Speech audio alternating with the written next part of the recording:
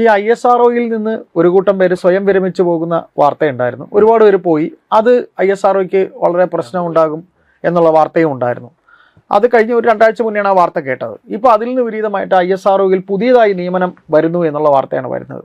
എന്താണ് ഇതിനെക്കുറിച്ച്, രണ്ടിനെക്കുറിച്ചും പറയാനുള്ളത്? സ്വാഭാവികമാണ്, വലിയ രീതിയിൽ പിരിഞ്ഞുപോക്കുണ്ടായിട്ടുണ്ട്. അപ്പോൾ അത് പരിഹരിക്കുക എന്നുള്ളത് അത്യാവശ്യമാണല്ലോ. പക്ഷേ ISROയുടെ ചരിത്രത്തിൽ കേട്ടുകഴിവില്ലാത്തൊരു സംഭവമാണ് ഇപ്പോൾ നടക്കാൻ പോകുന്നത്. കാരണം ISROയിൽ ഒരാളെ കടന്നു കൂടുക, ഒരാൾക്ക് ജോലി കിട്ടുക എന്ന് പറഞ്ഞാൽ ഒരു 1 മുതൽ 2 വർഷം വരെ നീണ്ടു നിൽക്കുന്ന ഒരു പ്രൊസീജിയറാണ്. അതിൻ്റെ യോഗ്യതാ മാനദണ്ഡങ്ങളൊക്കെ നോക്കി അതിനുശേഷമേ നിയമനത്തിലോട്ട് കടക്കുകയുള്ളൂ. പക്ഷേ ഇപ്പോൾ മാസങ്ങൾക്കുള്ളിൽ, ഇപ്പോൾ കൃത്യം പറയുകയാണെങ്കിൽ ഒരു സ്പെഷ്യൽ ഡ്രൈവ് തന്നെ, നമ്മളിപ്പോൾ ഈ ലഹരി കേസുകൾ പിടികൂടാനായിട്ട് സ്പെഷ്യൽ ഡ്രൈവ് നടത്തുമെന്ന് പറയുന്ന പോലെ ഓടിച്ചിട്ട് പിടിക്കുക. എവിടെയൊക്കെ ശാസ്ത്രജ്ഞന്മാരുണ്ടോ, എവിടെയൊക്കെ ജീവനക്കാരുണ്ടോ, അവരെയൊക്കെ ഓടിച്ചിട്ട് പിടിക്കാൻ വേണ്ടിയുള്ള ഒരു സ്പെഷ്യൽ ഡ്രൈവാണിപ്പോൾ എടുത്തിരിക്കുന്നത്. അപ്പോൾ സാധാരണഗതിയിൽ ISROയിൽ ജോലി കിട്ടണമെങ്കിൽ അവർ നടത്തുന്ന ഇത്തിരി കടുകട്ടിയായിട്ടുള്ളൊരു പ്രവേശന പരീക്ഷ എഴുതണം. അതിനുശേഷം അതിൻ്റെ മാർക്ക് നോക്കി ഇൻ്റർവ്യൂ അടക്കമുള്ള കാര്യങ്ങളൊക്കെ നോക്കിയിട്ടാണ് അതിൽ പ്രവേശന ജോലി കൊടുക്കുക. പക്ഷേ ഇപ്പോൾ ഒരുപാട് അതിൻ്റെ നടപടിക്രമങ്ങളിൽ ഒരുപാട് മാറ്റങ്ങൾ വരുത്തിയിട്ടുണ്ട്. അപ്പോൾ എന്താണെന്ന് വിശദമായിട്ട് നോക്കാം. മൊത്തം 2 ട്രേഡുകളിലായിട്ട് 336ഓളം ഒഴിവുകളാണ് വന്നേക്കുന്നത്. അപ്പോൾ കഴിഞ്ഞ ഒരു 3-4 വർഷത്തിനിടയിൽ ISROയിൽ നടക്കുന്ന ഏറ്റവും വലിയ നിയമനമാണ് ഇപ്പോൾ നടക്കാൻ പോകുന്നത്. സാധാരണഗതിയിൽ ഇത്രയും ഈ 100-ലധികം പേരെയൊന്നും ഒരുമിച്ചെടുക്കുന്നത് കുറച്ച് കാലമായിട്ട് അങ്ങനെ ഉണ്ടായിട്ടില്ല. അത് ഇപ്പോഴാണ് നടക്കുന്നത്. അപ്പോൾ ഇതിൽ ടെക്നിക്കൽ, നോൺ ടെക്നിക്കൽ അല്ലെങ്കിൽ അഡ്മിനിസ്ട്രേറ്റീവ്, എഞ്ചിനീയർമാരും അല്ലെങ്കിൽ ഭരണപരമായിട്ടുള്ള ജോലി ചെയ്യാനുള്ളവരും. അതിൽ ഈ ഓഫീസ് അഡ്മിനിസ്ട്രേഷനുമായിട്ട് ബന്ധപ്പെട്ടാണ് കൂടുതൽ ആൾക്കാരെ നിയമിക്കുന്നത്. അത് 244 പേർക്ക് അവിടെ നിയമനമുണ്ട്. അതിപ്പോൾ നമ്മുടെ തിരുവനന്തപുരത്തെ Vikram Sarabhai space research centre VSSCയിലും, പിന്നെ ഏറ്റവും കൂടുതൽ പേർ ഈ സമയത്ത് രാജിവെച്ചു പോയ URSC റാവു സാറ്റലൈറ്റ് സെൻറ്റർ ബംഗളൂരുവിലുള്ള അവിടെ 80 പേരാണ് ഈ കഴിഞ്ഞ കുറച്ച് നാളുകളായിട്ട് രാജിവെച്ചു പോയത്. ഇപ്പോൾ VSSCയിൽ നിന്ന് 20ഓളം പേർ രാജിവെച്ചു പോയിരുന്നു. അപ്പോൾ ഇവിടെയൊക്കെയാണ് ഏറ്റവും കൂടുതൽ ഒഴിവുകൾ റിപ്പോർട്ട് ചെയ്യപ്പെട്ടേക്കുന്നത്. അവിടെ നിയമനം നടക്കുമെന്നുള്ളതാണ്. അപ്പോൾ ഈ സയൻറ്റിസ്റ്റ് അല്ലെങ്കിൽ എഞ്ചിനീയർമാരിലേക്ക് 92 പേരെ ആയിരിക്കും നിയമിക്കുക. അപ്പോൾ എന്തൊക്കെയാണ് യോഗ്യതാ മാനദണ്ഡങ്ങൾ?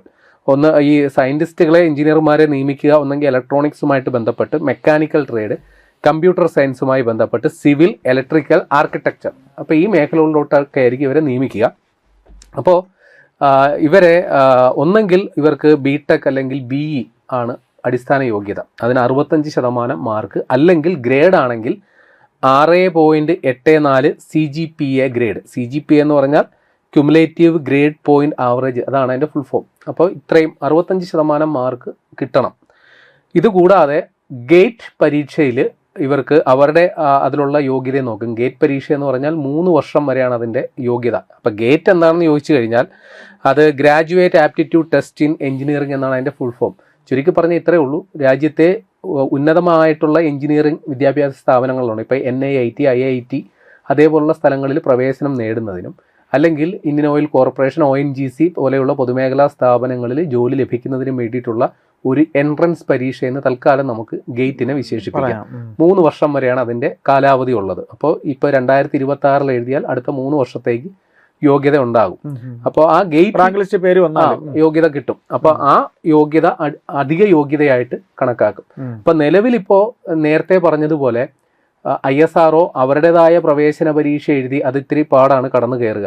അങ്ങനെയാണ് ആളുകളെ തെരഞ്ഞെടുത്തിരുന്നതെങ്കിൽ ഇപ്പോൾ അതിന് നിൽക്കുന്നില്ല. തൽക്കാലം നമ്മൾ ഗേറ്റ് അടിസ്ഥാന മാനദണ്ഡമായിട്ട് എടുത്തിട്ട് കുറഞ്ഞത് ഒരു 3 മാസത്തിനുള്ളിൽ, അടുത്ത ഒക്ടോബറിനുള്ളിൽ ഈ പറയുന്ന നടപടിക്രമങ്ങളെല്ലാം പൂർത്തിയാക്കണമെന്നുള്ളതാണ് ഇവർക്ക് കൊടുത്തിരിക്കുന്ന നിർദ്ദേശം. അപ്പോൾ ഇപ്പോൾ ഈ 2 ട്രേഡിലേക്കും വിളിച്ചിരിക്കുന്ന അപേക്ഷകൾ സ്വീകരിക്കുന്ന അവസാന തീയതി 2026 ഓഗസ്റ്റ് 17-നാണ്. ഇപ്പോൾ ISROയെ സംബന്ധിച്ച് ഇവരുടെ ശമ്പള സ്കെയിലുകളൊക്കെ അത് അനാകർഷകമാണ് എന്നുള്ളൊരു പരാതിയുണ്ട്. ഇപ്പോൾ ഈ അഡ്മിനിസ്ട്രേറ്റീവ് ലെവലിലോട്ടാണ് നമുക്ക് പ്രവേശനം കിട്ടുന്നതെങ്കിൽ അടിസ്ഥാന ശമ്പളം 25,500 രൂപയും പിന്നെ കേന്ദ്ര സർക്കാർ ജീവനക്കാർക്ക് കിട്ടുന്ന ആനുകൂല്യങ്ങളും അതാണ് അവർ ഓഫർ ചെയ്യുന്നത്. ഇനി എഞ്ചിനീയറിംഗ് ട്രേഡിലോട്ടാണ് അവസരം കിട്ടുന്നതെങ്കിൽ അടിസ്ഥാന ശമ്പളം 56,100 രൂപയും പിന്നെ മറ്റ് കേന്ദ്ര സർക്കാർ ജീവനക്കാർക്ക് കിട്ടുന്ന എല്ലാത്തരം അലവൻസുകളും കിട്ടും. അപ്പോൾ ഇവിടെ ഈ രീതിയിൽ നമ്മൾ ഷോർട്ട് ലിസ്റ്റ് ചെയ്യും, അതിനുശേഷം ഇൻ്റർവ്യൂ ഉണ്ടാകും, അതിനുശേഷമായിരിക്കും നിയമനം നടക്കുക എന്നുള്ളത് കൂടി മനസ്സിലാക്കി വെക്കണം.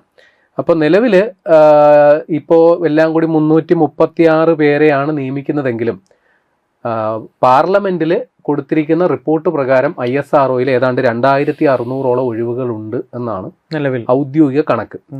അപ്പൊ ആ 2600 ഒഴിവുകൾ നിൽക്കുമ്പോൾ തന്നെയാണ് ഏതാണ്ട് 100-ന് മേളിൽ ഏതാണ്ട് 120-130ഓളം പേര് പല ഘട്ടങ്ങളായിട്ട് അവിടുന്ന് ഈ സമീപകാലങ്ങളിൽ വിരമിച്ചു പോയത്. കാലാവധി പൂർത്തിയാക്കി പോയവരുണ്ട്, അല്ലാതെ സ്വമേധയാ പിരിഞ്ഞു പോയവരും ഉണ്ട്. അപ്പൊ അതിൽ ചില പ്രമുഖരുമുണ്ട്. അതില് നമ്മുടെ ഗഗൻയാൻ ദൗത്യം അറിയാമല്ലോ, ഈ നമ്മള് ബഹിരാകാശത്തേക്ക് നമ്മുടെ 4 സഞ്ചാരികളെ തയ്യാറാക്കി വെച്ചിട്ടുണ്ട്. അപ്പോൾ അതിന്റെ LVM റോക്കറ്റ്, നമ്മുടെ ബാഹുബലി റോക്കറ്റ് എന്നൊക്കെ അറിയപ്പെടും, അതിനെ നമ്മൾ ഹ്യൂമൻ ഗ്രേഡാക്കി മാറ്റണം. നേരത്തെ അത് സാറ്റലൈറ്റുകൾ കൊണ്ടുപോയാൽ മാത്രം മതിയായിരുന്നു. ഇനി അത് മനുഷ്യരെ കൊണ്ടുപോകത്തക്ക രീതിയിൽ അതിനെ പരിവർത്തനപ്പെടുത്താനായിട്ട് ചുമതലയിലുണ്ടായിരുന്ന അതിന്റെ പ്രൊജക്ട് ഡയറക്ടർ വിക്ടർ ജോസഫ്, അദ്ദേഹം ഇതിൽ നിന്ന് വിട്ടുപോയി. അത് വലിയൊരു തിരിച്ചടിയായിരുന്നു. പിന്നെ ചന്ദ്രയാൻ 3 ദൗത്യവുമായിട്ട് ബന്ധപ്പെട്ട് പ്രവർത്തിച്ചിരുന്ന ചില യുവശാസ്ത്രജ്ഞന്മാരും ISRO പോയി എന്ന വാർത്ത വന്നു.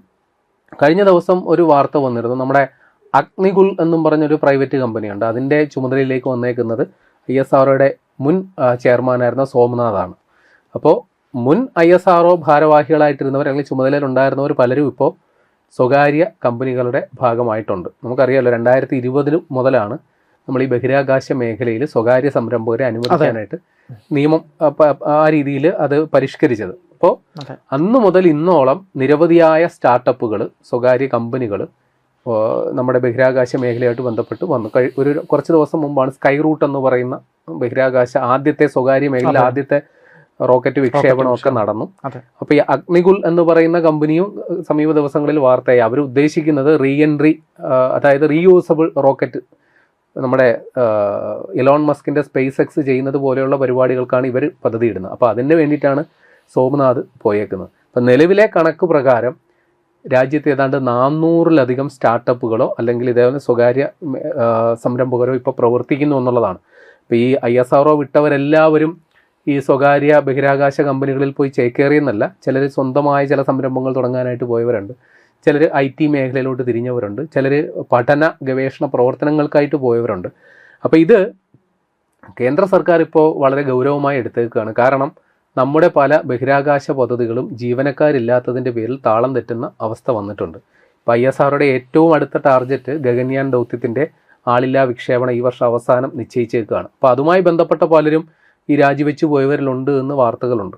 അപ്പോൾ അത് താളം തെറ്റിക്കഴിഞ്ഞാൽ അത് അന്താരാഷ്ട്ര തലത്തിൽ വലിയ നാണക്കേടിന് കാരണമാകും. അപ്പോൾ അതൊക്കെ കൊണ്ടുകൊണ്ടാണ് അടിയന്തരമായി ഈ കാര്യത്തിൽ കേന്ദ്ര സർക്കാർ ഇടപെട്ട് നിയമനം മറ്റു കാര്യങ്ങളൊക്കെ വേഗത്തിലാക്കാനായിട്ട് നിർദ്ദേശം കൊടുത്തേക്കുന്നത്. പക്ഷേ പൊതുവിൽ വിലയിരുത്തുമ്പോൾ ഇപ്പോൾ ഈ ISRO വിട്ട് വലിയ തോതിൽ സ്വകാര്യ മേഖലയിലേക്ക് ആളുപോയി, അതുകൊണ്ട് നമ്മുടെ പ്രവർത്തനങ്ങൾ താളം തെറ്റുമെന്ന് ആശങ്ക ഉണ്ടെങ്കിൽ തന്നെയും പൊതുവിൽ വിലയിരുത്തുമ്പോൾ രാജ്യത്തെ സംബന്ധിച്ച് ഇതൊരു അനുകൂല ഘടകമായിട്ടാണ് സ്വകാര്യ മേഖലയിൽ നിന്ന്.